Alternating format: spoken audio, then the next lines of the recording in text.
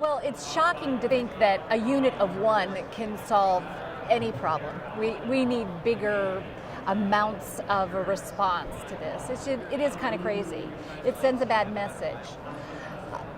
But perhaps looking at it on the positive side, this is a catalyst for change. It's really a war cry for all of the consumer advocates that say, no, really, we need to move forward. We are all patients. We all need help. We all need to participate in the health information technology ecosystem as equals. We need to have the ability to access information, to get it, all kinds of education around the information that we do have. Because it's really about getting access to care when you need it, and to get appropriate care, and to do as much as you can for yourself, and to say no to unnecessary care. Well, we can't do any of those things without first knowing the care we've had, understanding the care we're having. So it's disappointing to see this rule somewhat cut us off at the knees. Mm-hmm. Now, on the other side, Pollyanna side, I think that once doing the right thing is easy to do, the numbers take care of itself.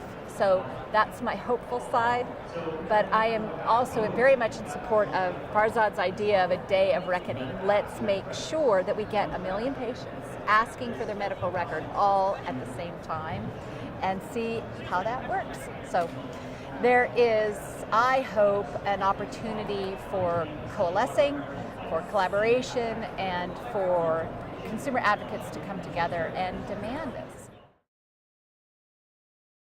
The opportunities clinical decision support talked about in Meaningful Use 3 really could be expanded to include the patient for shared decision making. And I'm hoping that we'll see advocates respond to the NPRM with those kinds of ideas. We're also encouraged by patient-generated health data, because really it is the majority of data comes from a patient. It's either through observation, through touch, or through our verbal records. So making sure that our wishes, desires, goals, preferences are included in the record just seems like a no-brainer to me. The introduction of open APIs is a really interesting thing. We see on the floor and in the interoperability showcase a bunch of applications that are provider to provider. But this really is the opportunity for the patients to enter the ecosystem, because we live in this world. Our Facebook accounts, our cell phones, Dropbox, just about everything we're doing today, including the recording you're doing on your iPhone, are using open APIs. That means that the consumer technology world has an opportunity to integrate with the health information technology world.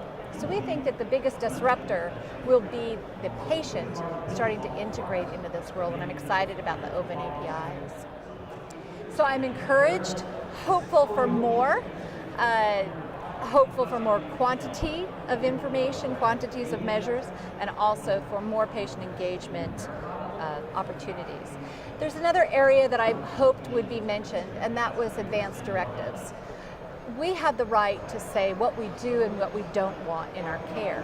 Being able to document that within the record is important. And today in Meaningful Use, we have the ability for a provider to note that an advanced directive exists. But that's sort of halfway. We really need to know what patients want in their care.